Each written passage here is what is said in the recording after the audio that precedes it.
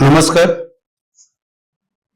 સાતત્યપૂર્ણ 7મા વર્ષે સળંગ 5 દિવસ ચાલનારા સંસ્કૃત પર્વ વાઘ માધુરીના આજે ચોથા દિવસે તારીખ 11 ઓક્ટોબર 2025 શનિવારના રોજ સાંજે 5:30 કલાકે રાવી પાઠક સભાગૃહ ગુજરાતી સાહિત્ય પરિષદ આશ્રમ રોડ અમદાવાદ ખાતે હોમ કોમ્યુનિકેશન દ્વારા આયોજન કરવામાં આવ્યું છે. આપ સૌનું સ્વાગત છે. સંસ્કૃત પર્વ વાઘ માધુરીના આજે ચોથા દિવસે ઐતરેય ઉપનિષદ વિશે માન્ય શ્રી અમીબેન જોશી અને તૈતરીય ઉપનિષદ વિશે માન્ય શ્રી પ્રીતિબેન પંચોલી વક્તવ્ય આપશે. બંને વક્તાઓને વિનંતી કે મંચ ઉપર પોતાનું સ્થાન ગ્રહણ કરે. આપણે વક્તાઓનું તાળીથી અભિવાદન કરીશું. આપનું સ્વાગત છે. આપ જાણો છો તેમ ઓમ કોમ્યુનિકેશન દ્વારા છેલ્લા 12 વર્ષથી દિવંગત સાહિત્યકારોના જન્મદિન પુણ્યતિથિએ સાહિત્યિક વ્યાખ્યાનનું આયોજન થાય છે. તેમજ દર મહિને શબ્દ જ્યોતિ શીર્ષક હેઠળ એક હયાત સાહિત્યકારના જન્મદિનની ઉજવણી થાય છે. સાથે સાહિત્યના વિશિષ્ટ કાર્યક્રમો જેવા કે સાહિત્ય પંચામૃત, ગુજરાતી આત્મકથાના 150 વર્ષની ઉજવણી, પર્યુષણ સાહિત્ય પર્વ, સંત સાહિત્ય પર્વ, પુસ્તક પરિચય, શબ્દ સંપદા અને સંસ્કૃત પર્વનું આયોજન થાય છે. આયોજન થયેલ તમામ કાર્યક્રમો યુટ્યુબમાં સાહિત્ય વિમર્શમાં અપલોડ કરવામાં આવે છે, જેથી જે અહીંયા હાજર નથી રહી શક્યા એ લોકો આ કાર્યક્રમનો લાભ લઈ શકે.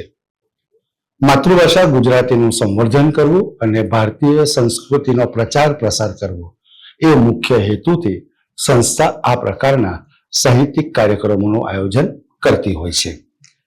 સૌપ્રથમ આપણે વક્તાઓનું સ્વાગત કરીશું. માન્ય શ્રી વિજયભાઈ પંડ્યા સાહેબને વિનંતી, આપ આવો અને અમીબેન જોશીનું સ્વાગત કરો.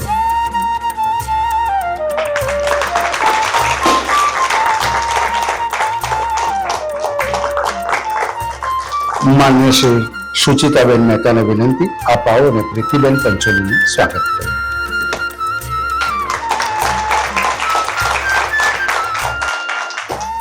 આભાર સુચિતાબેન. આભાર પંડ્યા સાહેબ. કાર્યક્રમની રૂપરેખા કંઈક આ પ્રકારે રહેશે. સૌપ્રથમ આરાધનાબેન શોધન શ્લોકગાન કરશે. ત્યારબાદ ઐતરેય ઉપનિષદ વિશે માન્ય શ્રી અમીબેન જોશી વક્તવ્ય આપશે. ત્યારબાદ ફરીથી આરાધનાબેન આવશે અને શ્લોકગાન કરશે અને એના પછી માન્ય શ્રી પ્રીતિબેન પંચોલી એ તૈતરીય ઉપનિષદ વિશે વક્તવ્ય આપશે. બે વક્તવ્ય અને બે શ્લોકગાનની વચ્ચે સંચાલકની કોઈ ભૂમિકા રહેશે નહીં, જેની ખાસ નોંધ લેવા વિનંતી.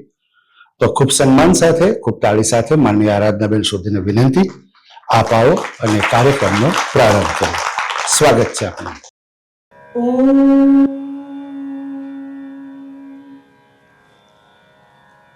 वाङ्मे मनसि प्रतिष्ठिता मनो मे वाचि प्रतिष्ठितम् आविराविर्मयेधि वेदस्य आणिस्थश्रुतं मे मा प्रहासीरनेनाधीतेन अहोरात्रान् सन्दधामि ऋतं वदिष्यामि सत्यं वदिष्यामि तन्मामवतु तद्वक्तारमवतु अवतु माम् अवतु वक्तारम् अवतु वक्तारम्.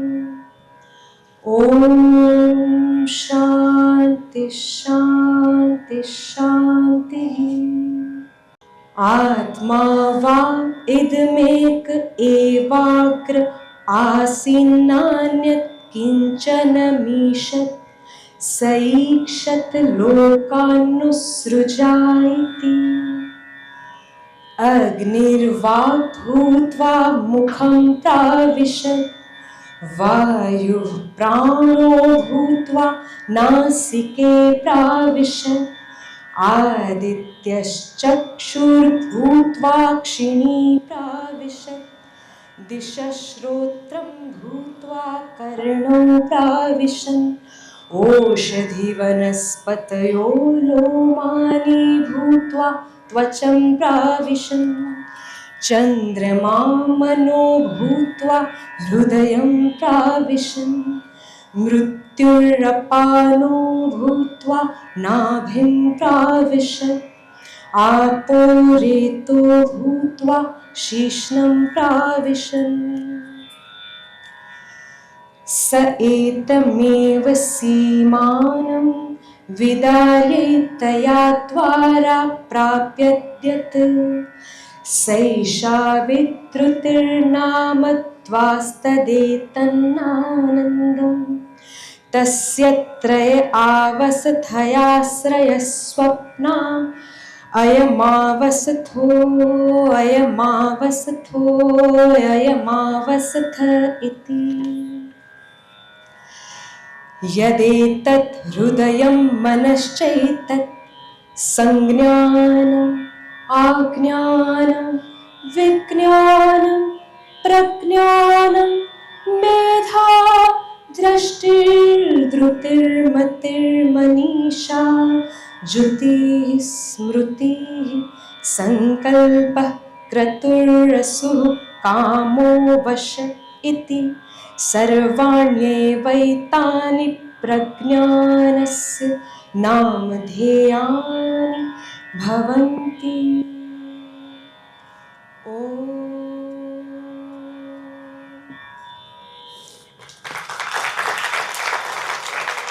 मंचे उपस्थिताः सन्माननीयाः परमादरणीयाः प्रीति पंचोली महोदयाः, मम गुरवः डॉक्टर विजय पंड्या महोदयः, महाभागाः, मम ज्येष्ठाः सुज्ञश्रोतारश्च मित्राणि, नमो नमः। ओम। आध्यात्मिक ज्ञाननो खजानो कहीए કે ભારતીય મનનું સર્વોચ્ચ કાર્ય, વિશ્વની સર્વપ્રથમ દાર્શનિક રચનાઓ કહીએ કે આધ્યાત્મિક અનુસંધાનોનું પ્રતિબિંબ, સર્વોચ્ચ દર્શનના સ્ત્રોત, જ્ઞાનનો સૂર્યપ્રકાશ અને મનની શાંતિને પ્રાપ્ત કરવા માટેનો માર્ગ, આ તમામ વિશેષણોને સાર્થક કરતા આપણા ઉપનિષદો એ ભારતીય જ્ઞાન પરંપરાની એક વિશિષ્ટ ઓળખ છે, એમાં કોઈ બેમત નથી.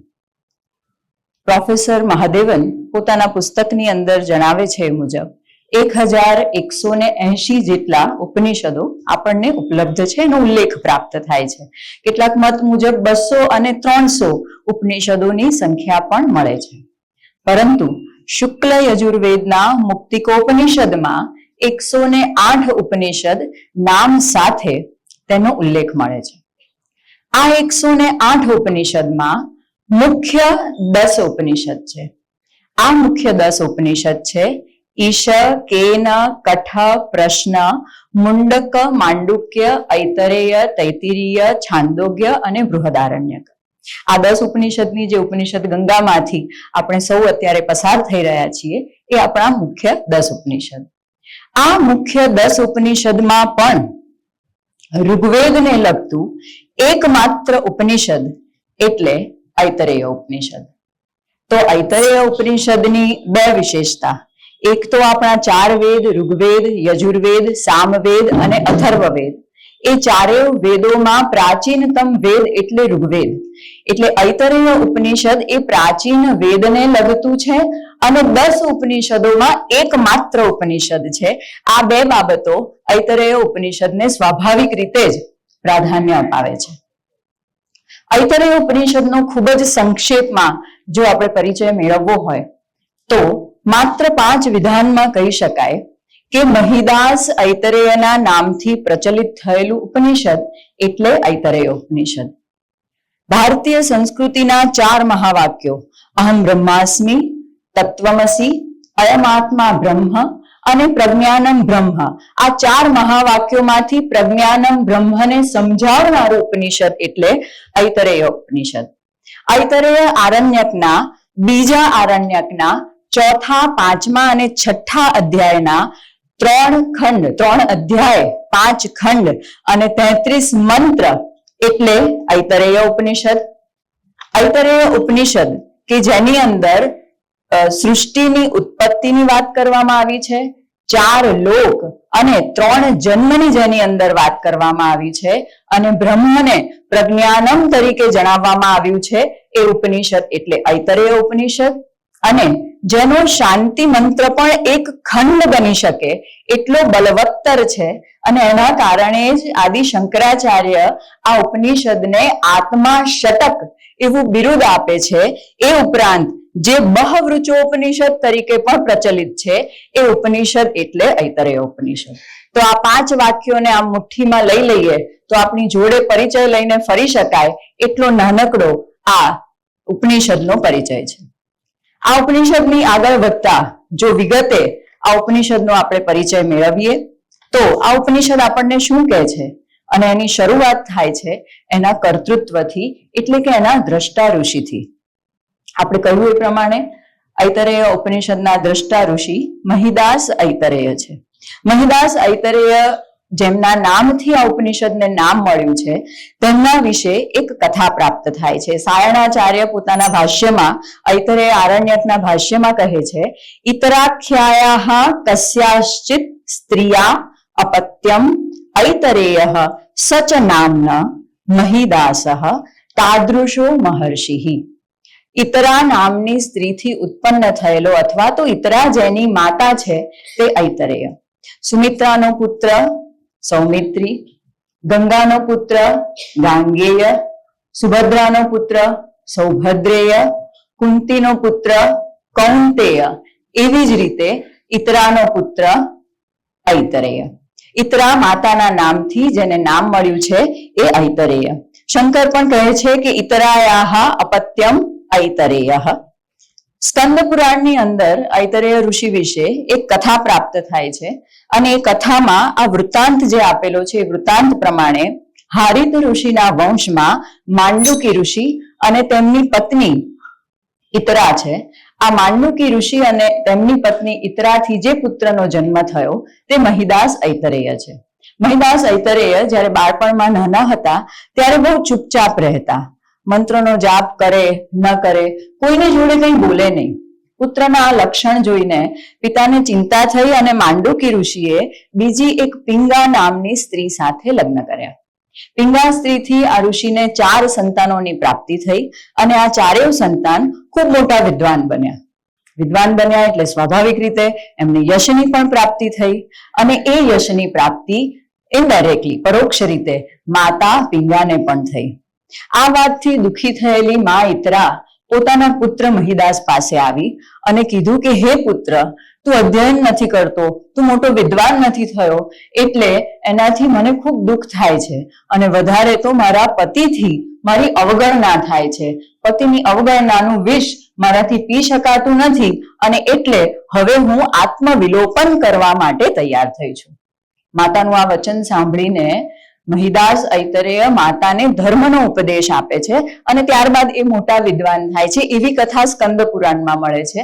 આ બીજો એક ઉલ્લેખ છે એ મુજબ કોટી તીર્થ સ્થાનમાં હરિમેધ રાજા છે અને આ હરિમેધ રાજાને ત્યાં એક યજ્ઞ આરંભાયો છે.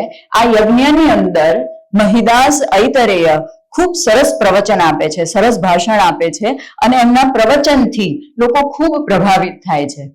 રાજા પોતે પણ આ પ્રવચનથી ખૂબ પ્રભાવિત થાય છે અને પોતાની પુત્રીના વિવાહ આ મહિદાસ ઐતરેય જોડે કરાવે છે. આટલી કથા આપણને સ્કંદ પુરાણમાંથી મળે છે. ઐતરેય ઋષિના મહિદાસ નામ વિશે સાયણાચાર્ય કહે છે એ પ્રમાણે કે ઇતરાની કુળદેવી જે છે એ માતા પૃથ્વી છે અને આપણે સૌ જાણીએ છીએ કે પૃથ્વીનું એક નામ જે છે એ મહી છે. મહીનો દાસ એટલે મહિદાસ અને એ રીતે આ મહિદાસ ઐતરેયનું ઇતરાના નામ પરથી ઐતરેય અને મહીનો દાસ એટલે મહિદાસ એ નામકરણ થયું હશે એમ જણાય છે. છાંદોગ્ય ઉપનિષદમાં એક ઉલ્લેખ મળે છે એ પ્રમાણે મંત્ર કહે છે, વિદ્વાન ઐતરેય કહે છે કે હે રોગ, તું મને આવી પીડા શા માટે આપી રહ્યો છે? હું એનાથી કંઈ મરવા વાળો નથી. આમ કહીને મહિદાસ ઐતરેય 116 વર્ષનું આયુષ્ય જીવ્યા. તો આ એક ઉલ્લેખ આપણને છાંદોગ્ય ઉપનિષદમાં પ્રાપ્ત થાય છે. બીજી એક કથા એવી છે કે વિશાલ તેમના પિતા છે, ઇતરા તેમની માતા છે, અને પિતાના ખોળામાં જ્યારે મહિદાસ બેસવા જાય છે ત્યારે એમને બેસતા અટકાવવામાં આવે છે. માતાને બહુ દુઃખ થાય છે કે પોતાના પુત્રને પિતાના ખોળામાં ન બેસવા દીધો, એટલે માતા પોતાની કુળદેવી માં પૃથ્વીની આરાધના કરે છે. માં પૃથ્વી પ્રસન્ન થાય છે અને એ પુત્રને જ્ઞાન આપે છે. એ પુત્ર મહિદાસ મોટો થઈને ઋષિ બને છે અને ઐતરેય બને છે. આવી પણ એક કથા પ્રાપ્ત થાય છે. પણ આ બધી જે કથાઓ છે એ અન્ય પુરાણોની અંદર, અન્ય સાહિત્યની અંદર, અન્ય વેદની અંદર આપણને પ્રાપ્ત થઈ છે. યહ સ્વગુણાન ગણયતે સ નૂનમ ગુણહીનઃ. આપણું શાસ્ત્ર કહે છે કે જે પોતાના ગુણોની ગણતરી કરાવે ને એ ખરેખર ગુણ વગરનો માણસ હોય. અને એ જ ન્યાયે મહિદાસ ઐતરેય પોતાના વિશે, પોતાના જીવન વિશે ક્યાંય કશું જ કહેતા નથી. આ જે કોઈ પણ ઉલ્લેખ છે એ આપણને સાહિત્યના એમના વિશેના જે ઉલ્લેખો પ્રાપ્ત થયા છે એના પરથી મળે છે. મહિદાસ ઐતરેયનો આ જીવન પરિચય તો આપણે મેળવ્યો, પણ એવું કહેવાય છે કે કર્તૃત્વ એટલે કે કવિ અને એની રચના, ઋષિ અને એનું દર્શન એ ઐક્ય ભાવે એકબીજા સાથે જોડાયેલા હોય છે. એટલે એમના જીવન વિશે આ પરિચય મેળવ્યો. પણ હવે આ ઉપનિષદનું દર્શન શું કહે છે અને ઉપનિષદના દર્શન દ્વારા આ મહિદાસ ઐતરેય કેવા હશે, એમનું વ્યક્તિત્વ કેવું હશે એ આપણે જાણી શકીએ. અને હવે આપણે ઉપનિષદમાં પ્રવેશ કરીએ, ઐતરેય ઉપનિષદમાં. પણ ઐતરેય ઉપનિષદમાં પ્રવેશ કરવા માટેની એક પૂર્વ શરત છે. આપણને સૌને ખબર છે, એના પરિચયમાં આપણે જોયું કે ઐતરેય ઉપનિષદ જે છે એ ઐતરેય આરણ્યકનો એક ભાગ છે. અને આરણ્યકની જે વ્યાખ્યા આપી છે એ મુજબ કાં તો આરણ્યકો એક એવા ગ્રંથો છે કે જે જંગલમાં બેસીને રચાયેલા છે, અને એની બીજી એક વ્યાખ્યા એવી છે કે જંગલમાં બેસીને જેનું અધ્યયન, અરણ્ય શબ્દનો જંગલ થાય છે, જંગલમાં બેસીને જેનું અધ્યયન કરવામાં આવે છે, સંસારથી દૂર, અવાજ કોલાહલથી દૂર રહીને જેનું અધ્યયન, જે ગ્રંથોનું અધ્યયન કરવામાં આવે છે એ આરણ્યક ગ્રંથો છે. ઐતરેય ઉપનિષદનો અધ્યયન અને શ્રવણ આપણે કરવાનું છે. એટલે આપણે જંગલમાં તો અત્યારે જઈ શકીએ એવું છે નહીં, પણ માનસિક રીતે આપણે આપણી સંસારની મોહ માયાથી થોડાક દૂર થઈને આપણે ઐતરેય ઉપનિષદમાં પ્રવેશ કરીએ તો સાચા અર્થમાં એના અધ્યેતા, એના શિષ્ય આપણે બની શકીશું. આપણે જાણે જંગલમાં અધ્યયન કરવા માટે, બ્રહ્મની પ્રાપ્તિ કરવા માટે જઈ રહ્યા છીએ એવા ભાવથી આપણે આ ઉપનિષદમાં પ્રવેશ કરીએ. ઉપનિષદમાં પ્રવેશ કરતી વખતે આપણે સરસ મજાના સુમધુર સ્વરમાં ત્યારે એનો શાંતિ મંત્ર સાંભળ્યો છે. પુનરાવર્તન દોષ ભરીને પણ આ શાંતિ મંત્રને અનુવાદ સાથે હું એક વખત વાંચું છું, આપણે એનું શ્રવણ કરીશું. ઓમ વાંગ મે મનસી પ્રતિષ્ઠિતા.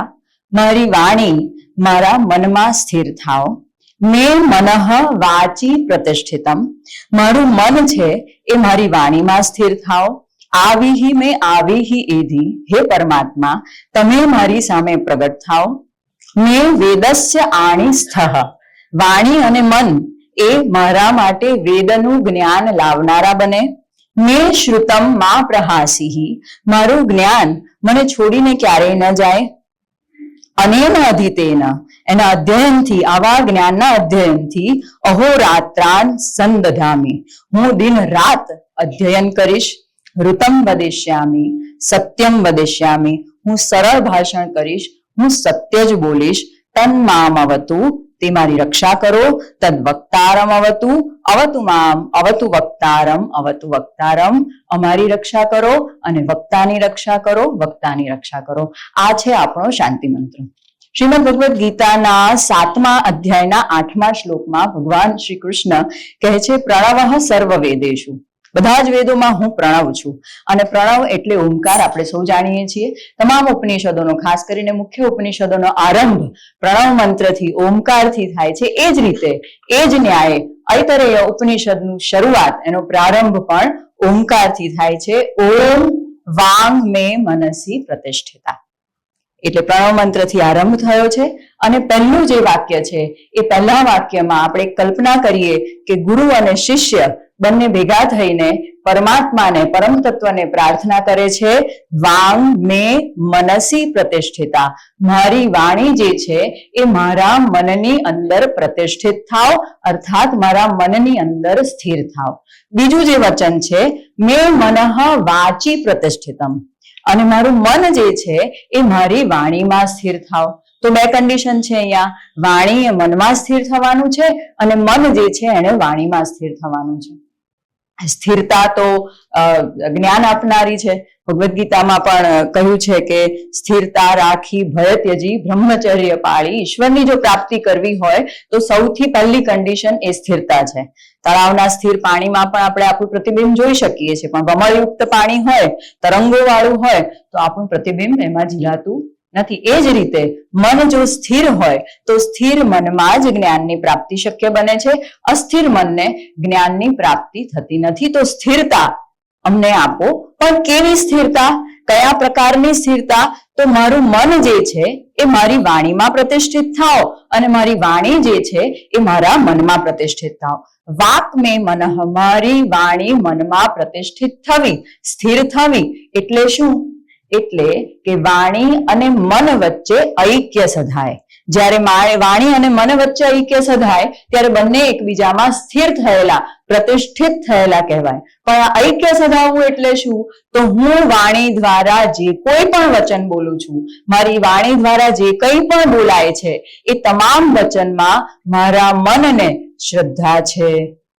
મારી વાણી દ્વારા જે કંઈ પણ બોલું છું મારું મન એને સત્ય માને છે, એમાં વિશ્વાસ રાખે છે. અને મારી વાણીમાં જ્યારે મારી વાણી દ્વારા બોલાતા શબ્દોમાં મારા મનને વિશ્વાસ છે ત્યારે સમજવું કે મારી વાણી જે છે એ મનમાં પ્રતિષ્ઠિત થયેલી છે.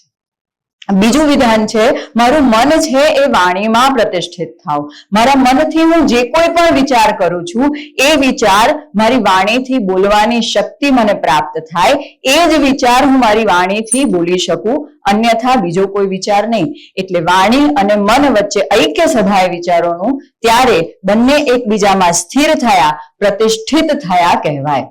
આનું લૌકિક એક ઉદાહરણ જોઈએ.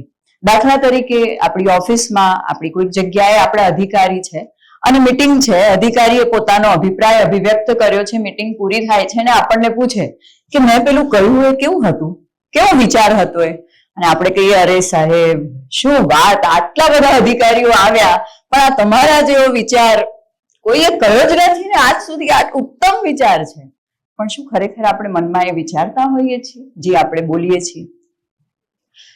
ક્યાંક કોઈક સારા શરીર, મજબૂત શરીર વાળી વ્યક્તિને જોઈને આપણને મનમાં વિચાર આવે ને કહી દઈએ કે કાલે છે ને હું 5 વાગે ઉઠીશ, ઉઠીને હું યોગાસન કરીશ, પછી હું ચાલવા જઈશ, પછી હું કાલે મોબાઈલને તો સ્પર્શ કરીશ જ નહીં અને બહારનું ખાવાનું બિલકુલ બંધ. પણ એલાર્મ જ 8 વાગે વાગે.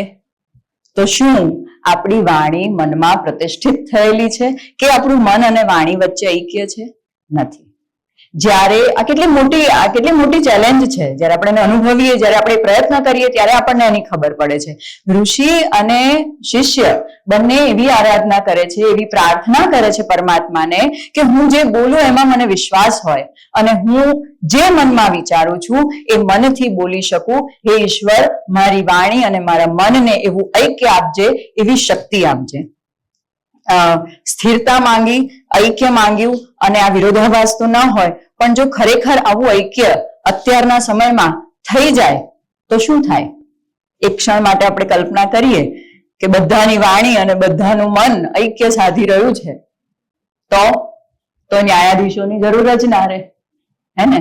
કોઈએ સાક્ષી ભરવાની જરૂર જ ના રહે. બેંકમાં તમારે એકાઉન્ટ ખોલવું હોય તો 2 સાક્ષીઓની જરૂર ના રહે, કારણ કે જે વ્યક્તિ છે એ સાચું જ બોલે છે, કારણ કે એનું મન અને વાણી બંને એક જ છે. પણ શું એવું થાય છે? અને શું એ શક્ય છે? છે શક્ય? કેટલાક હા કહે છે, કેટલાક આમ કહે છે. જ્યારે મેં મારા વિદ્યાર્થીઓને આ પ્રશ્ન પૂછ્યો ત્યારે એમણે સ્પષ્ટ રીતે આમ કહ્યું હતું.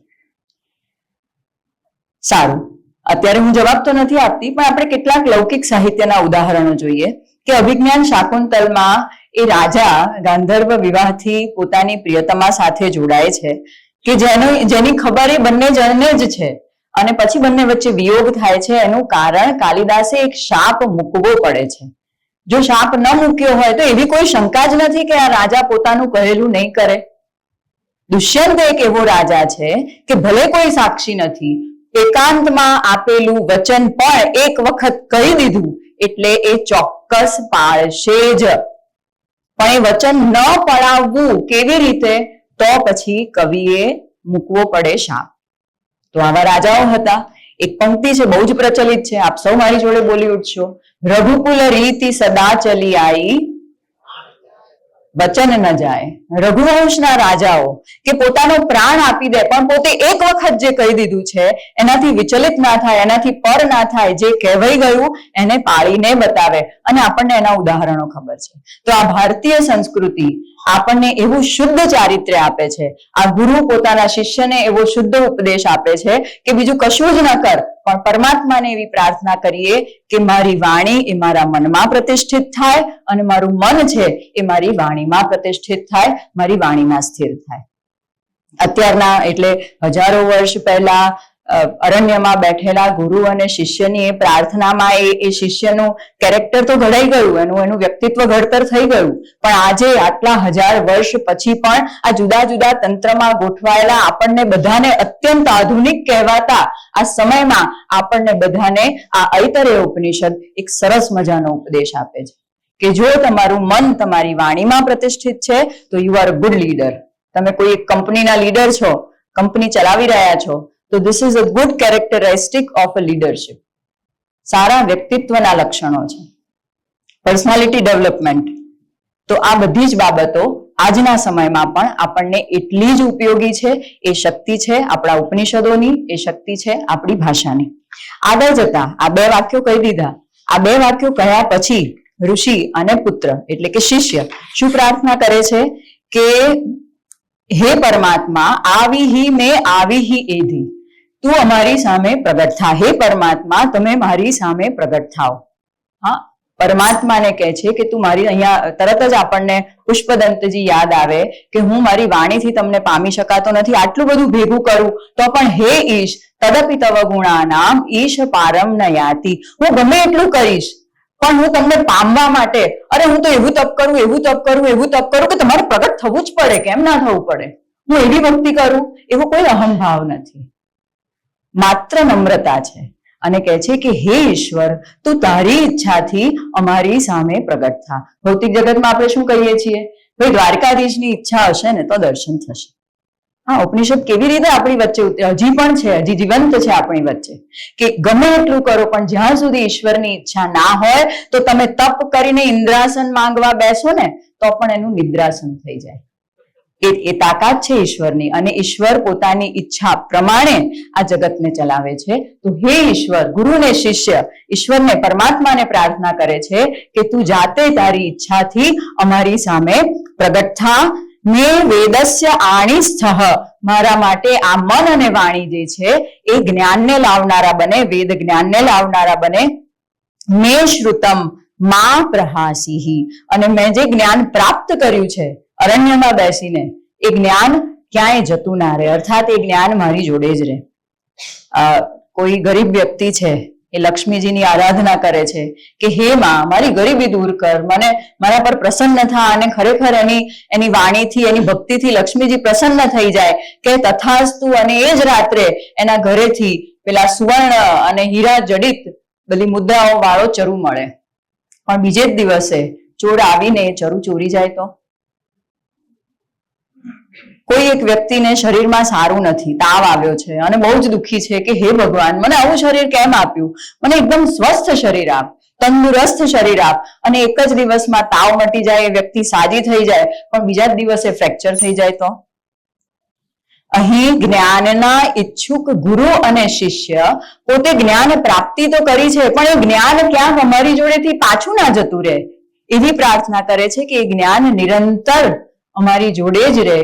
હે ઈશ્વર, હે પરમાત્મા, એવું કરજે કે આ જ્ઞાન અમારી જોડે જ રહે. પછીની પ્રાર્થના છે કે આટલું માંગી લીધું ઈશ્વર જોડે, મારી વાણી મનમાં પ્રતિષ્ઠિત થાવ, મારું મન વાણીમાં પ્રતિષ્ઠિત થાવ, તું સ્વયં અમારી સામે પ્રગટ થા, અને જે જ્ઞાન પ્રાપ્ત કરી એ જ્ઞાન અમારી જોડેથી ના જાય. પણ આ તો જ્ઞાન માર્ગ છે, અને ભક્તિ માર્ગમાં એક પક્ષ હોઈ શકે, પણ આ તો જ્ઞાન માર્ગમાં તો બે પક્ષ હોય. સામે I am going to give you 3 promises. ગુરુ અને શિષ્ય એ પરમાત્માને, એ બ્રહ્મને 3 વચન આપે છે. કયા વચન આપે છે? અનેન અધિતેના, આ રીતે અહોરાત્રાન સંદધામી. અહોરાત્રાન, હું અધ્યયન કરીશ, પણ કેવી રીતે? દિવસ રાત અધ્યયન કરીશ, પરિશ્રમ કરીશ. જ્ઞાન પ્રાપ્તિ માટે અહોરાત્રાં સંદધામી, હું દિવસ અને રાત, રાત્રિએ ઊંઘ આવે પણ મારી ઇન્દ્રિયોને જીતીને, મારી ઇન્દ્રિયોને નિયંત્રણમાં રાખીને હું સખત પરિશ્રમ કરીશ, સતત અધ્યયન કરીશ જ્ઞાન પ્રાપ્તિ માટે. આ એક પ્રોમિસ છે. બીજી છે ઋતમ વદિષ્યામી. ઓહો હો, તમે તો કઈ બહુ વહેલા આવ્યા ને. કોઈક મોડું આવે કોઈક કાર્યક્રમમાં અને જયારે આપણે આ શબ્દો કહીએ તો એ શબ્દો અને ભાવ એ બંને સરખા છે, ઊંધા છે. હા, તો એ ઋત વચન નથી. ઋત વચન કોને કહેવાય? શ્રેષ્ઠ વચન છે. અને જે કહેવા ઈચ્છીએ છીએ, ભાઈ તમારે કેમ મોડું થયું, એ ઋત વચન છે. હું વ્યંગ્યાત્મક વચન, કહેવું છે કંઈક અને બોલું છું કંઈક, એવું નહીં બોલું. ઋતમ વદિષ્યામી, હું હંમેશા ઋત વચન જ બોલીશ. સત્યમ વદિષ્યામી, અને ગુરુ અને શિષ્ય આ ત્રીજું પ્રોમિસ કરે છે કે સત્યમ વદિષ્યામી. કારણ કે તપ કરનાર તો હિરણ્યકશિપુ પણ હતો અને એને તપ કરીને કન્ડિશન પણ માંગી, દિવસે ના મરું, રાત્રે ના મરું, અસ્ત્રથી ના મરું, શસ્ત્રથી ના મરું, મનુષ્ય ના મારે, દેવ ના મારે, પણ એમ છતાં એ મર્યો. એટલે રાક્ષસ પણ તપ તો કરી શકે, હા, અહોરાત્રા રાત દિવસ મહેનત કરી શકે, પણ કન્ડિશન હું વિશ્વાસ આપું છું, અમે ગુરુ અને શિષ્ય પરમાત્માને પ્રાપ્ત કરવા બેઠા છીએ, જ્ઞાનના ઈચ્છુક છીએ અને અમે પ્રોમિસ આપીએ છીએ કે ઋતમ વદિષ્યામી સત્યમ વદિષ્યામી, હું સત્યનું પાલન જ કરીશ, સત્ય જ બોલીશ. કોઈ એક કુશળ ચિત્રકાર હોય અને એ ચિત્રકાર પોતાના ચિત્રની અંદર એક ચિત્રમાંથી બીજા ચિત્રમાં, એક રંગમાંથી બીજા રંગમાં, એક રેખામાંથી બીજી રેખામાં જઈને આખા ચિત્રનું સૌંદર્ય પ્રગટ કરતો હોય છે. આપણો દાર્શનિક ઋષિ મહિદાસ ઐતરેય પણ એક દાર્શનિક વિચારમાંથી બીજો દાર્શનિક વિચાર અને બીજા દાર્શનિક વિચાર સાથેનું એનું સંયોજન સાધીને દાર્શનિક સૌંદર્ય આ ઉપનિષદનું ઊભું કરે છે. સત્યમ વદિષ્યામી જયારે આપણે કહીએ છીએ ત્યારે ઓલરેડી આપણે પહેલા કહી દીધું છે કે મારું મન વાણીમાં પ્રતિષ્ઠિત થાવ અને મારી વાણી મનમાં પ્રતિષ્ઠિત થાવ. હું જયારે સત્ય બોલું છું ત્યારે મારું મન એ સત્યનો જ વિચાર કરે છે, ત્યારે મારું મન એ સત્યમાં શ્રદ્ધા રાખે છે, ત્યારે મારું મન એ સત્યમાં આસ્થા રાખે છે. અને જ્યારે સત્ય મનમાં પ્રવેશે, સત્ય વાણીથી બોલાય, ત્યારે જેવી રીતે ઉપવાસથી દેહનું શુદ્ધિકરણ થાય એવી જ રીતે આ ઉપનિષદથી, આ શાંતિ મંત્રથી મનનું શુદ્ધિકરણ થાય છે. તમારું મન શુદ્ધ થાય છે, આત્મા શુદ્ધ થાય છે. મનુસ્મૃતિની અંદર પણ એક સરસ મજાનો શ્લોક છે. એ શ્લોકની અંદર પણ કહેવાયું છે કે સત્ય એ મનને શુદ્ધ કરનારું છે, સત્ય એ મનને શુદ્ધિ આપનારું છે. મનઃ સત્યેન શુદ્ધ્યતિ, સુભાષિત છે. અદ્ભિઃ ગાત્રાણિ શુદ્ધ્યંતિ મનઃ સત્યેન શુદ્ધ્યતિ. તો મનને શુદ્ધ કરવું છે. દેહને તો આપણે શુદ્ધ કરીએ છીએ, રોજ સ્નાન કરીએ છીએ, સહેજ ગંદુ થઈ જાય તો પણ મનમાં આવતા અયોગ્ય વિચારને આપણે કેવી રીતે શુદ્ધ કરી શકીએ? તો સત્યથી શુદ્ધ કરી શકીએ. અને અહીંયા ગુરુ અને શિષ્ય પ્રોમિસ આપે છે કે ઋતમ વદિષ્યામી સત્યમ વદિષ્યામી. અને બોર્ડની પરીક્ષા છે, બહુ જ મહેનત કરી છે, તાવ ના આવી જાય, ટાઇફોઇડ ના થઈ જાય, અતિવૃષ્ટિ ના થઈ જાય, તપ કરીએ છીએ, અનાવૃષ્ટિ ના થઈ જાય, સાપ આઈને ના કરડી જાય, એટલે હે ઈશ્વર અમારી રક્ષા કરજે. તન મામ અવતુ, મારી રક્ષા કરજે. તન વક્તારમ, વક્તાની પણ રક્ષા કરજે. અવતુ મામ અવતુ વક્તારમ, અવતુ વક્તારમ. અહીંયા આપણો શાંતિ મંત્ર પૂરો થાય છે. શાંતિ મંત્રના આ બળને કારણે જ આદિ શંકરાચાર્ય આ શાંતિ મંત્રને એક ખંડ કહીને આખા ઉપનિષદને આત્મા ષટક કહેવા પ્રેરાયા છે. હજી આ શાંતિ મંત્રની દરેક લાઈનને અત્યારના જગતમાં ઘણી રીતે જોડી શકાય એમ છે, પણ આ ગુરુ અને શિષ્ય આ રીતે પોતાની વાણીને મનમાં, મનને વાણીમાં પ્રતિષ્ઠિત કરીને, ઈશ્વરને પોતાની આગળ પ્રગટ થવા માટેની વિનંતી કરીને અને આટલા વચન આપીને આગળ વધે છે.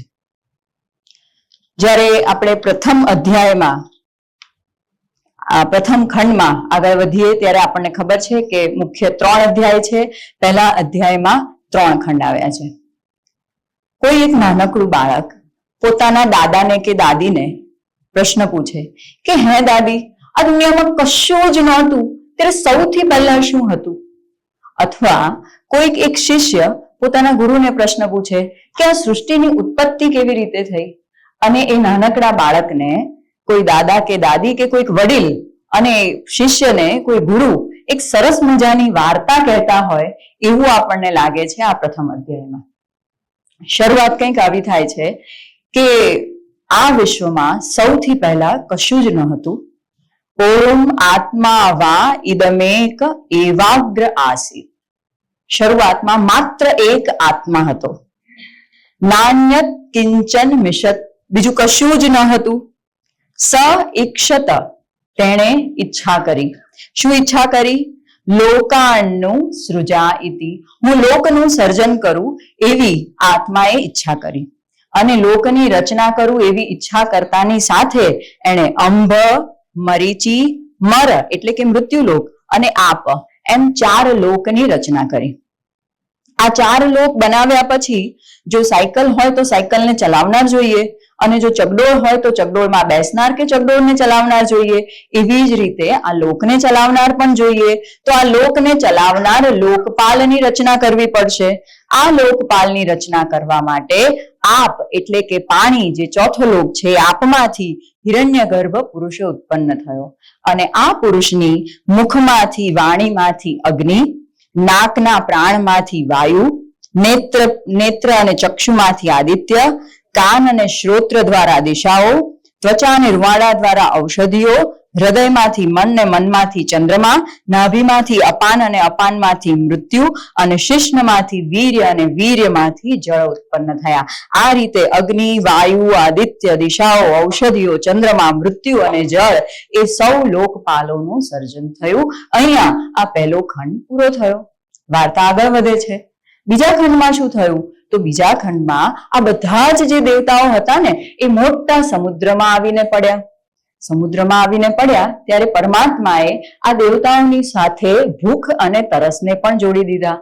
અને પછી આ દેવતાઓએ પરમાત્માને પ્રાર્થના કરી કે યસ્મિન પ્રતિષ્ઠિતા અન્નમ દામેતી, ભૂખ લાગી છે પણ ખાઈએ કેવી રીતે?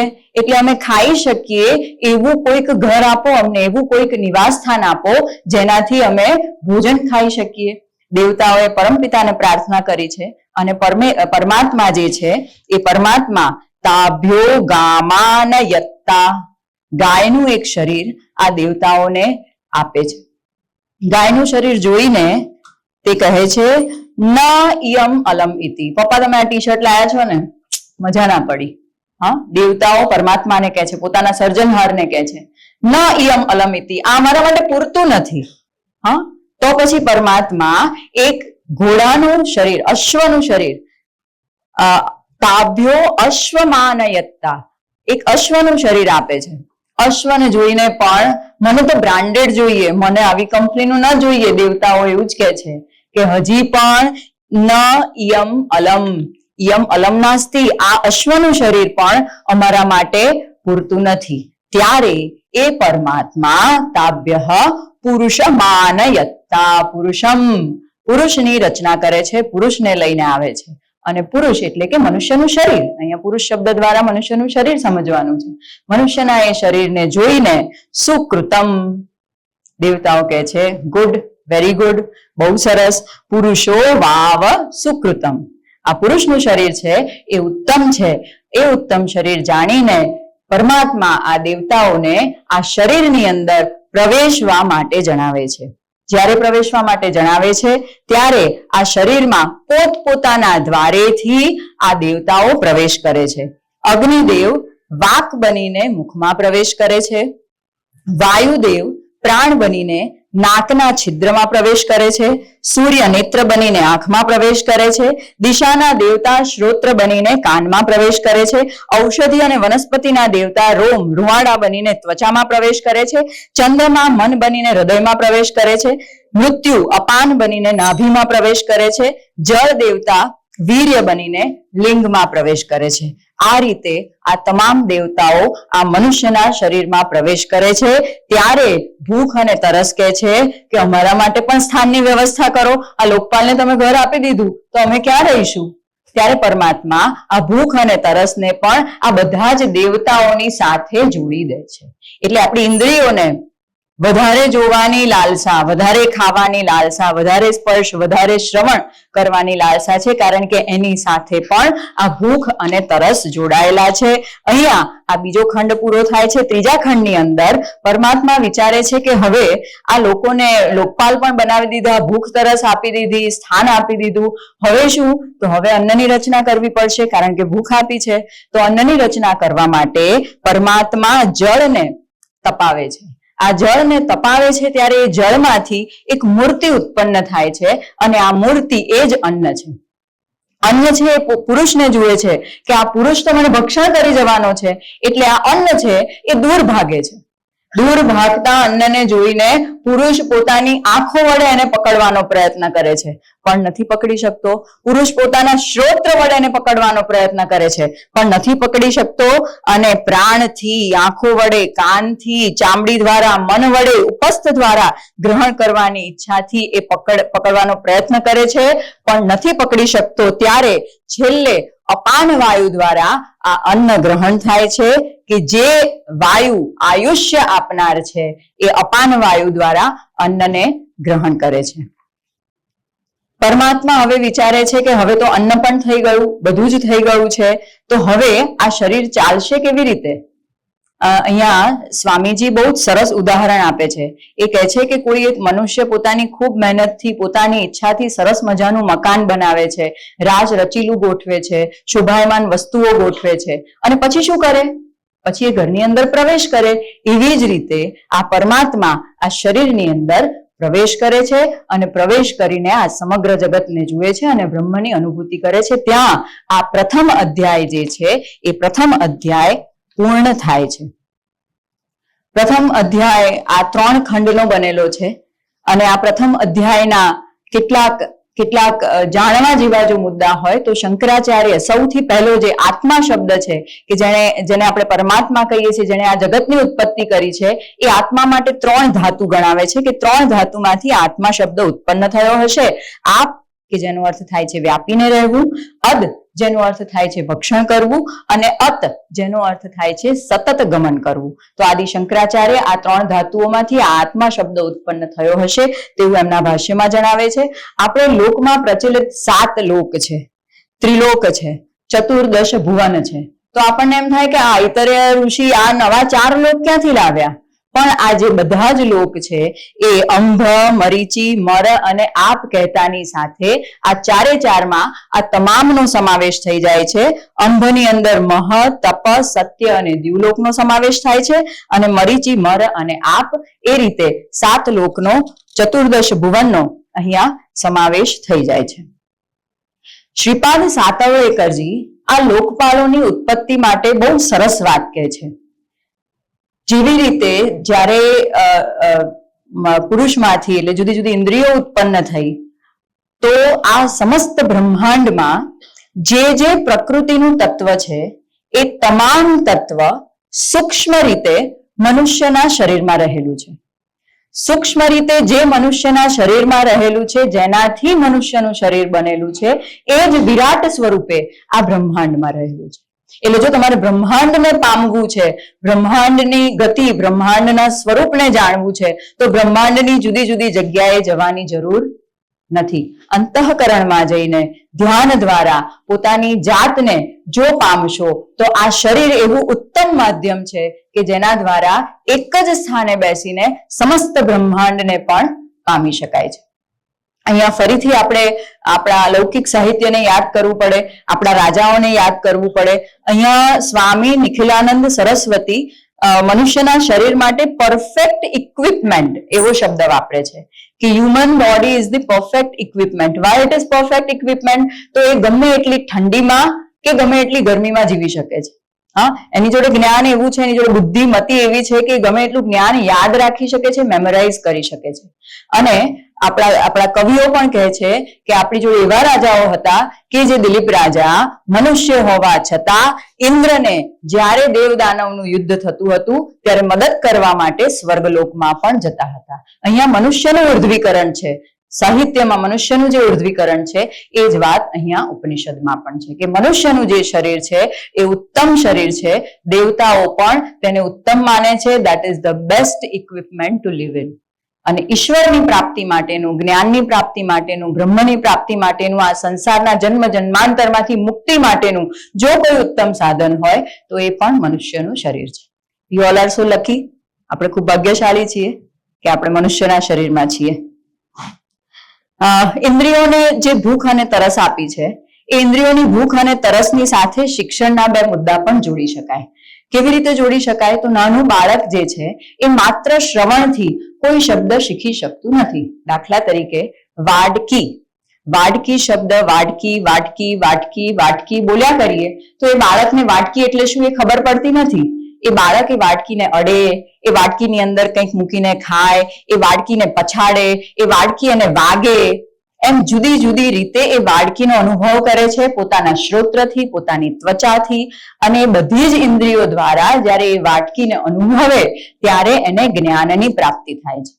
ઇન્દ્રિયો સાથે જે આ ભૂખ અને તરસ જોડાયેલી છે અને શિક્ષણના આ સિદ્ધાંત સાથે એવી રીતે જોડી શકાય કે senses are the doors for the knowledge.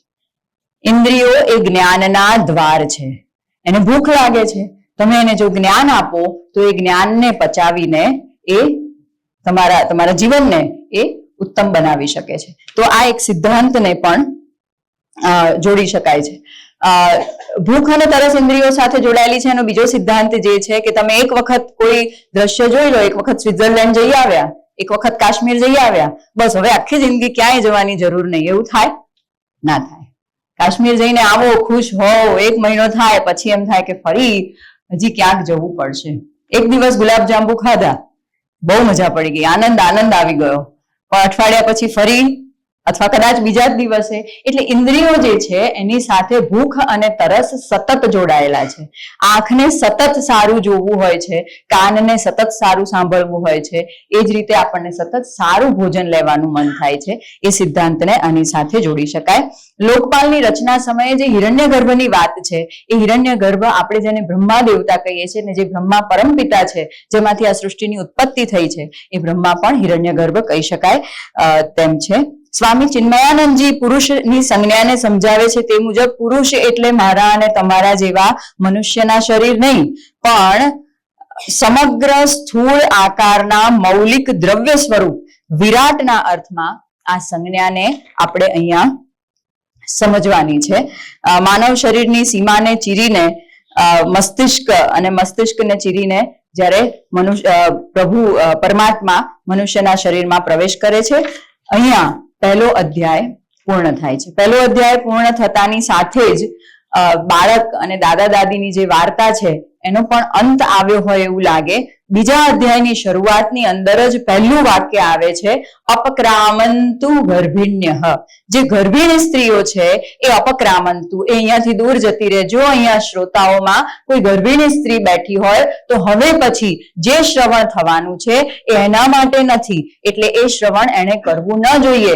અહીંયા શરૂઆતમાં જે સૃષ્ટિની ઉત્પત્તિની પહેલા આત્મા હતો, એને ઈચ્છા કરી, પછી લોક થયા, લોકમાંથી લોકપાલ થયા, પછી એને ભૂખ અને તરસ આપી, પછી અન્ન આપ્યું. એ જે કથા ચાલતી હતી એ કથામાં આ એક અધ્યાયને અંતે આપણને શ્રોતા તરીકે, અધ્યેતા તરીકે લાગે છે કે આ ખરેખર નાના બાળકની વાત નથી, આ કોઈ કિશોરાવસ્થા અને કિશોરાવસ્થાથી ઉપર વધારે વયના વ્યક્તિઓ માટેની વાત છે, જ્યાં બીજા અધ્યાયની વાત આવે છે.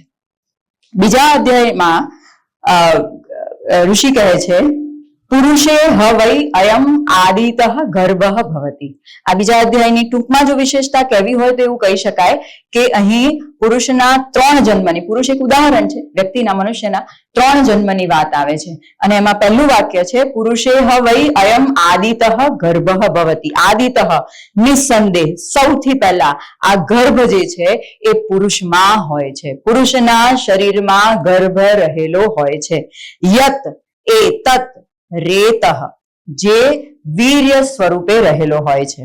તત એ તત સર્વેભ્યઃ અંગેભ્યઃ તેજઃ સંભૂતઃ, અને પુરુષના બધા જ અંગોનું જે તેજ છે એને ગ્રહણ કરનારું આ વીર્ય એટલે પુરુષના સંપૂર્ણ તમામ અંગોમાંથી એકઠું થયેલું આ તેજ છે જે એનું વીર્ય છે.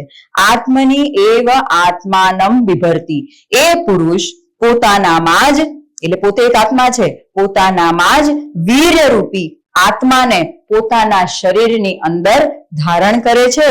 યદા તત સ્ત્રીયામ સિંચતી, જ્યારે તેનું સ્ત્રીમાં સિંચન કરે છે.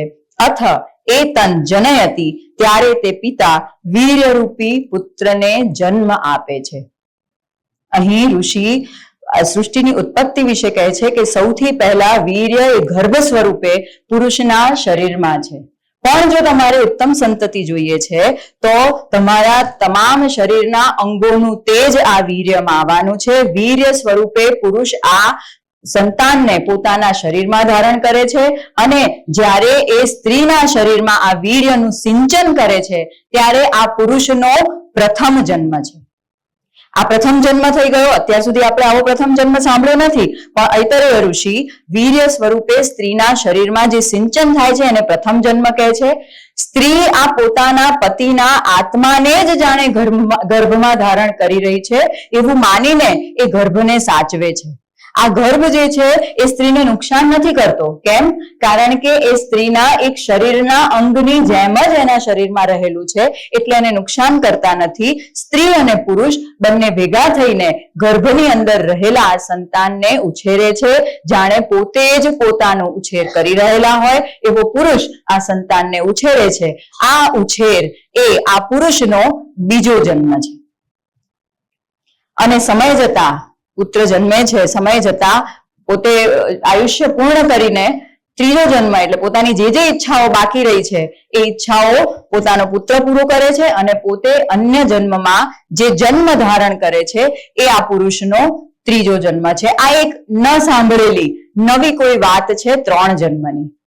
પહેલો જન્મ છે પુરુષ દ્વારા સ્ત્રીના શરીરમાં થયેલું વીર્ય સિંચન, એની પૂર્વ શરતો આપી છે.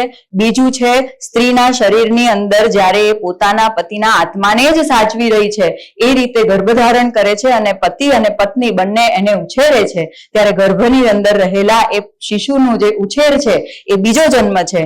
અને ત્રીજો કે એ આયુષ્ય પૂર્ણ કરીને જ્યારે ત્રીજો જન્મ ધારણ કરે છે એ ત્રીજો જન્મ છે. આ 3 જન્મની જે થિયરી છે એ અત્યંત નવી વાત છે. ઐતરેય ઉપનિષદની અંદર આ પ્રકારની વાત લગભગ કદાચ પહેલી વખત આપણે સાંભળી હશે. અને અહીંયા સ્પષ્ટ છે કે આ જે વિદ્યાર્થી છે, આ જે સાંભળનાર છે એ કોઈ નાનું બાળક નથી. પણ આ જ્યારે સાંભળીએ અને ધ્યાનથી શબ્દશઃ આ બીજા અધ્યાયમાંથી પસાર થઈએ ત્યારે પોતાના શિષ્યને ગૃહસ્થાશ્રમ માટે તૈયાર કરતા એ ગુરુને આપણને સાષ્ટાંગ વંદન કરવાનું મન થાય, કે પછી આટલા 1000 વર્ષ પહેલા પણ આટલી વિશાળ વિચારસરણી બ્રોડ માઇન્ડેડ થિંકિંગ ધરાવતી આપણી એ સંસ્કૃતિ પર આપણને ગર્વ લેવાનું મન થાય, કે પછી આ એક એવું સાહિત્ય કે જે સાહિત્યમાં ખબર છે કે ગર્ભમાં રહેલા શિશુનો ઉછેર કેવી રીતે થાય છે, સમગ્ર વિશ્વને સમજાવનારી કે સંતતિ ઉત્તમ સંતતિ કેવી રીતે ઉત્પન્ન કરી શકાય એનું માર્ગદર્શન આપનારું આ સાહિત્ય, વિશ્વને સમજાવનારું આ સાહિત્ય થાય કે આપણે માથે મૂકીને નાચીએ કે શું? કદાચ આપણે આ 3 માંથી કંઈ ન કરી શકીએ, પણ ઐતરેય ઉપનિષદના આ બીજા અધ્યાયને વાંચીને ગદગદિત તો ચોક્કસ થવાય છે કે જે પુરુષ અને સ્ત્રીના સંબંધને અત્યંત પવિત્રતમ કક્ષાએ મૂકી દે છે, જ્યાં કોઈ એકબીજાથી ચડિયાતા કે કોઈ એકબીજાથી ઉતરતા નથી. અને જે દંપતી સંતાન ઈચ્છે છે એ દંપતી માટે સંતાન પ્રાપ્તિની એક માર્ગદર્શિકા પણ છે કે જો તમારે ઉત્તમ સંતાન જોઈએ છે તો તમારે શ્રોત્રથી સારું સાંભળવું પડશે, તમારે આંખોથી સારું જોવું પડશે, તમારે મોઢેથી સારું ખાવું પડશે, તમારા મનથી તમારે સારા વિચારો કરવા પડશે, કારણ કે પુરુષની આ તમામ ઇન્દ્રિયોથી જ એ વીર્યને તેજ પ્રાપ્ત થાય છે. જો તમે સ્મોકિંગ કરો છો તો તમારું વીર્ય તેજ પ્રાપ્ત કરતું નથી. ઉત્તમ સંતતિની પ્રાપ્તિ માટે તમારે પહેલા શુદ્ધ થવું પડશે, તમારી ઇન્દ્રિયોએ શુદ્ધ થવું પડશે, માત્ર શારીરિક રીતે નહીં, માનસિક વૈચારિક કક્ષાએ પણ શુદ્ધ થવું પડશે અને પછી ઉત્તમ સંતતિની પ્રાપ્તિ થઈ શકશે. અહીંયા કોઈ જાતિ જ્ઞાતિનો ઉલ્લેખ નથી. અહીંયા ઋષિ એવું નથી કીધું કે હું તો આ ભારત માટે જ લખું છું, હું ભારતનો ઋષિ છું, હું શું કામ વિશ્વની વાત કરું. આ સમગ્ર વિશ્વ માટે લખાયેલું સાહિત્ય છે કે જે આપણો દેશ વાત કરે છે, સહના ભવતુ સહનૌ ભુનક્તુ સહ વીર્યમ કરવાવહે. સમગ્ર વિશ્વ માટેનું આ જ્ઞાન છે અને આવું ઉત્તમ જ્ઞાન, આવી ઉત્તમ માર્ગદર્શિકા અને આ પ્રકારનું જ્ઞાન એ ઉપનિષદો જ આપી શકે. કેટલાક સંબંધોમાં અત્યારે ભારતીય જ્ઞાન પરંપરા, ઇન્ડિયન નોલેજ સિસ્ટમ એક નવો વિષય આવ્યો છે એનઈપી ની અંદર.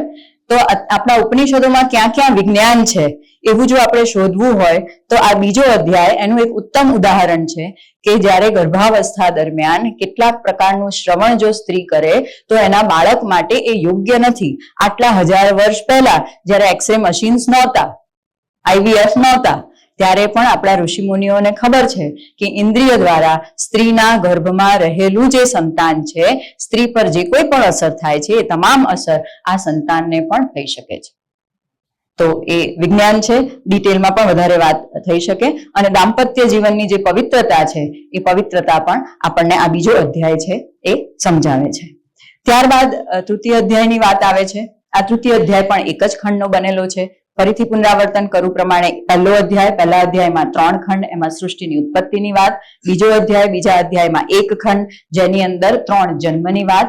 અને હવે ત્રીજો અધ્યાય આવે છે. આ ત્રીજા અધ્યાયની અંદર કોઈ પક્ષ વિચારવાનો નથી, જાણે કોઈ ન્યાયાધીશ પોતે કોઈ સ્ટેટમેન્ટ આપી રહ્યા છે અને એ રીતે ઋષિ અહીંયા કોઈક વિધાન જાહેર કરે છે. પણ એ વિધાન જાહેર કરતા પહેલા એક પ્રશ્ન આવે છે, કોયમ આત્મા ઇતિ વયમ ઉપાસમહે. 2 આત્માની વાત કરી તમે પહેલા અધ્યાયમાં વાત કરી કે એક પહેલો આત્મા હતો કે જે એકલો હતો, જેને ઈચ્છા કરી કે હું લોકની રચના કરું. તમે એ આત્માની વાત કરો છો કે પછી સ્ત્રી પોતાના ગર્ભની અંદર પોતાના પતિનો જ આત્મા છે એ રીતે જે આત્મા ગ્રહણ કરે છે એ આત્માની વાત કરો છો? આ બેમાંથી તમે કયા આત્માની વાત કરો છો? એ પ્રશ્ન અહીંયા પહેલા મંત્રમાં, ત્રીજા અધ્યાયના પહેલા ખંડના પહેલા મંત્રમાં આવે છે. કોયમ આત્મા ઇતિ વયમ ઉપાસમહે. તો અમારે આ 2 આત્મામાંથી કયા આત્માની ઉપાસના કરવાની? કતરહ સ આત્મા. તે આત્મા એ કોણ છે? યેન વા પશ્યતિ, યેન વા શૃણોતિ, યેન વા ગંધાના જિગ્રતિ, યેન વા વાચમ કરોતિ, યેન વા સ્વાદુ ચાસ્વાદુ ચ વિજાનાતિ. જેનાથી, જે આત્માથી જોઈ શકાય, સાંભળી શકાય, ગંધ સૂંઘી શકાય, જે યેન વાચમ કરોતી બોલી શકાય, અને સ્વાદુ અસ્વાદુ, સ્વાદિષ્ટ અને સ્વાદિષ્ટ નથી, બગડી ગયેલું છે, એ બંને વચ્ચેનો ભેદ પારખી શકાય. એ આત્મા એટલે કોણ છે? કયો છે એ આત્મા? ત્યારે ઋષિ કહે છે, યદ એતદ હૃદયમ એતત મનઃ ચ સંજ્ઞાનમ આજ્ઞાનમ વિજ્ઞાનમ પ્રજ્ઞાનમ દૃષ્ટિ ધૃતિ મતિ મનીષા જ્યુતિ સ્મૃતિ સંકલ્પ ક્રતુઃ અસુઃ કામઃ વશઃ. એતાની સર્વાણી પ્રજ્ઞાનસ્ય એવ નામધેયાની ભવંતી. આ જેટલા નામ કયા એ બધા જ નામ પ્રજ્ઞાનના છે અને પ્રજ્ઞાન સ્વરૂપ પરમાત્માના જ આ નામ છે.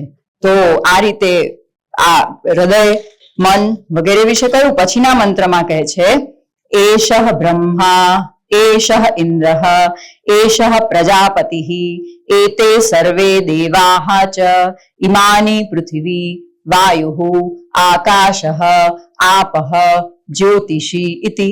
તમે બ્રહ્માને જુદા માનતા હો કે બ્રહ્માએ જેને સૃષ્ટિની ઉત્પત્તિ કરી?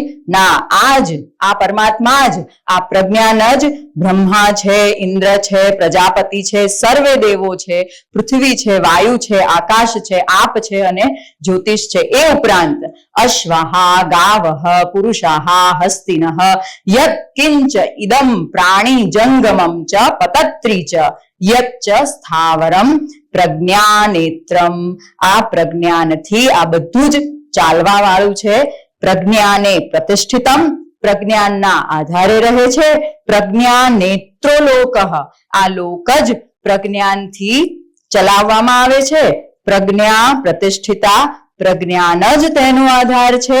પ્રજ્ઞાનમ બ્રહ્મ, અને પ્રજ્ઞાન જ બ્રહ્મ છે. ઇતિ સિદ્ધમ, જે આ 4 મહાવાક્યોમાંનું એક મહાવાક્ય જે પ્રજ્ઞાન બ્રહ્મ, એટલે એવી કોઈ દ્વૈતમાં રહેવાની જરૂર નથી કે આ પેલો જીવાત્મા કે આ પેલો પરમાત્મા, આ આત્મા કે પેલો આત્મા, કે સ્ત્રીના ગર્ભમાં રહેલો આત્મા, કે સૃષ્ટિની ઉત્પત્તિ કરનારો આત્મા, કે બ્રહ્મા કે વિષ્ણુ કે ગાવઃ કે અશ્વઃ કે પ્રજાપતિ, એ બધું જ જે કંઈ પણ દેખાય છે એ પ્રજ્ઞાન છે ને પ્રજ્ઞાન જ બ્રહ્મ છે. તો હવે આ ભેદ તે ભેદ આ તે એ બધામાંથી પર થઈને ઋષિ સ્પષ્ટ રીતે સિદ્ધાંત આપી દે છે પ્રજ્ઞાનમ બ્રહ્મ, અને આ પ્રજ્ઞા એ જ બ્રહ્મ છે. પણ મારું કહેલું તમે માની થોડી જાઓ, આપણે તો કોઈનું કહ્યું ના માનીએ, આપણે તો બહુ જ બુદ્ધિશાળી. એટલે અહીંયા કવિ ઉદાહરણ આપે છે. કવિ વામદેવનું ઉદાહરણ આપે છે કે સ એતેન પ્રજ્ઞેન આત્મના, જે આ વામદેવ આ જ પ્રકારના જ્ઞાનથી અસ્માત લોકાત ઉત્ક્રમ્ય, આ લોકમાંથી ઉત્ક્રાંત થઈને અમસ્મિન સ્વર્ગે લોકે, એ સ્વર્ગ લોકમાં સર્વાન કામાન આપ્ત્વા, સર્વ કામનાઓને પ્રાપ્ત કરીને અમૃતઃ સમભવત, અમર થઈ ગયો. એટલે જો પ્રજ્ઞાનમ બ્રહ્મ, જો બ્રહ્મને તમે જાણો છો તો અત્યાર સુધી કોઈ બ્રહ્મને જાણી નથી શક્યું. તમે તો ખાલી વાતો કરો છો. પ્રજ્ઞાનમ બ્રહ્મ કહેવાથી કઈ પ્રજ્ઞાનમ બ્રહ્મ થોડી થઈ જાય? બ્રહ્મ આ કહેવાથી બ્રહ્મની પ્રાપ્તિ થોડી થઈ જાય? પણ ના, અમારી જોડે એવિડન્સ છે, ઉદાહરણ છે. વામદેવ આ જ રીતે બ્રહ્મને પ્રાપ્ત કરીને, કે જેમણે આગલા અધ્યાયમાં કહ્યું છે કે પોતાની ગર્ભાવસ્થા દરમિયાન જ્યારે પોતે ગર્ભમાં હતા માતાના, ત્યારે જ એમણે આ જ્ઞાન પ્રાપ્ત કરી લીધું છે. એ બધા જ બંધનોમાંથી મુક્ત થઈ ગયા છે. એ શેન પક્ષીની જેમ વિચરી રહ્યા છે. એ જ વામદેવ સ્વર્ગલોકમાં સર્વ કામનાઓને પ્રાપ્ત કરીને અમર થઈ ગયો. ઇતિ ઓમ, આ સત્ય છે. એટલે આપણે જે બ્રહ્માંડ, જે પરમ તત્વને કીધું હતું કે હે ઈશ્વર, અમારી સામે તું તારું સ્વરૂપ પ્રગટ કર. આ 3જા અધ્યાયને અંતે, 5મા ખંડને અંતે કવિએ એટલે કે આર્ષ દ્રષ્ટા ઋષિએ એ ઈશ્વરનું સ્વરૂપ આપણી આગળ પ્રગટ કરી દીધું. કાલ્પનિક રીતે આપણે જે બ્રહ્મ વિશે વિચારીએ છીએ તો એ જ બ્રહ્મા, એ જ પ્રજાપતિ, આ જગતમાં દેખાતી તમામે તમામ વસ્તુ, ક્ષણે ક્ષણમાં અને કણે કણમાં રહેલો એ બ્રહ્મ તત્વનું દર્શન આ કવિએ આપણને કરાવ્યું. અને પછી સિદ્ધાંત મૂકી દીધો છે કે ઇતિ ઓમ, આમાં શંકા ન કરશો, આ જ પરમ સત્ય છે, આ જ સત્ય છે. આટલું કહ્યા પછી ઇતિ પ્રથમઃ ખંડઃ, ઇતિ તૃતીયો અધ્યાયઃ, ક્રમેણ પંચમઃ ખંડઃ, એમ કહીને અહીંયા ઐતરેય ઉપનિષદ પૂર્ણ થાય છે. આની સાથે જ પ્રજ્ઞાનમ બ્રહ્મ એ ભારતીય સંસ્કૃતિના 4 પિલરમાંનો, મજબૂત સ્તંભમાંનો એક સ્તંભ, અહીંયા એની સ્થાપના થઈ જાય છે પ્રજ્ઞાનમ બ્રહ્મની. જેમ પરમાત્મા, જીવાત્મા બધું જ પ્રજ્ઞાન છે અને પ્રજ્ઞાન જ બ્રહ્મ છે, એમ ભારતીય સંસ્કૃતિનો શ્વાસ, ભારતીય સંસ્કૃતિનું હૃદય, ભારતીય સંસ્કૃતિનું મન એ ઉપનિષદ છે એવું કહીએ તો સહેજ પણ અતિશયોક્તિ નથી.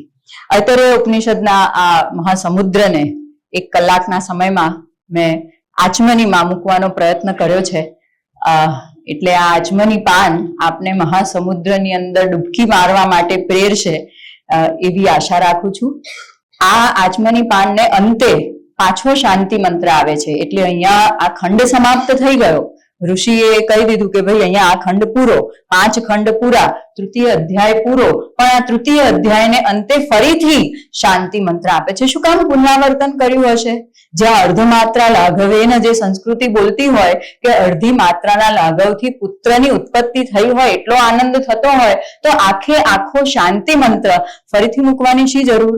પણ પહેલી વખત જ્યારે ગુરુ અને શિષ્ય શાંતિ મંત્ર બોલે છે ત્યારે એક અજ્ઞાનતા છે. આ બ્રહ્મ શું છે નથી ખબર. એ પ્રાર્થના કરે છે કે હે ઈશ્વર, તું અમારી સામે તારા સ્વરૂપને પ્રગટ કર, મારી વાણી અને મન એક થાય, હું સત્ય બોલું, હું વૃત બોલું. અને જ્યારે આ 3 અધ્યાય પૂર્ણ થાય છે, 3જા અધ્યાયના અંતે ખબર પડે છે કે આ જગતમાં દેખાતું બધું જ એ બ્રહ્મ છે. કણે કણમાં ઈશ્વર છે.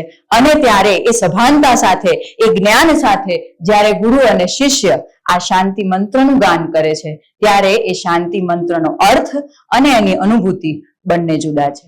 શરૂઆતમાં બોલાતો શાંતિ મંત્ર અને અંતે બોલાતો શાંતિ મંત્ર બંનેના અર્થ એક હોવા છતાં એની અનુભૂતિ, એની સભાનતા, એની કક્ષા, માનસિક કક્ષા બંનેમાં ભિન્નતા છે. તો ઐતરેય ઉપનિષદના આ 5 ખંડ, 3 અધ્યાય અને 33 મંત્ર આટલું આપણને કહે છે. હજારો વર્ષ પહેલા લખાયેલા આ મંત્રોએ એ સમયના વિદ્યાર્થીઓને તો પથ પ્રદર્શન કર્યું જ હશે, પણ આજે પણ અત્યારના આધુનિક યુગમાં આપણું પણ પથ પ્રદર્શન થઈ રહ્યું છે, આપણને પણ શીખવી રહ્યા છે અને આપણું માર્ગદર્શન થઈ રહ્યું છે, એમાં કોઈ શંકા નથી. ઐતરેય ઉપનિષદનો આ નિમિત્તે મને અભ્યાસ કરવાની તક મળી છે, મારા મનનું પણ શુદ્ધિકરણ થયું છે. એટલા માટે હું ઓમ કમ્યુનિકેશન અને મનીષભાઈની આભારી છું. Thank you.